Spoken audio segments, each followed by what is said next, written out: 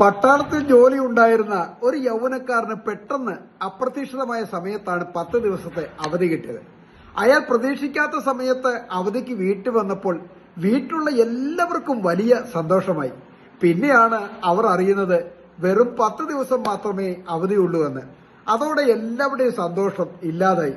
ഓരോ ദിവസവും കഴിയും തോറും ഇനി ബാക്കി വിരലിലെണ്ണാവുന്ന ദിവസമേ ഉള്ളൂ എന്ന് സങ്കടത്തിലായി എല്ലാവരും, ഒപ്പം ആ യൗവനക്കാരനും. സത്യത്തിൽ ആസ്വദിക്കേണ്ട സന്തോഷം പോകുന്ന ദിവസത്തെ ഓർത്ത് ആ കുടുംബം സങ്കടത്തിലാക്കി.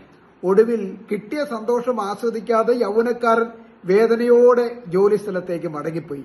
സന്തോഷിക്കാൻ കിട്ടിയ ആ 10 ദിവസം വെറുതെ ദുഃഖിച്ച് ആ വീട്ടുകാർ കളഞ്ഞു കുളിച്ചു. പ്രിയരെ, നമ്മളും ഇങ്ങനെയൊക്കെ തന്നെയാണ്.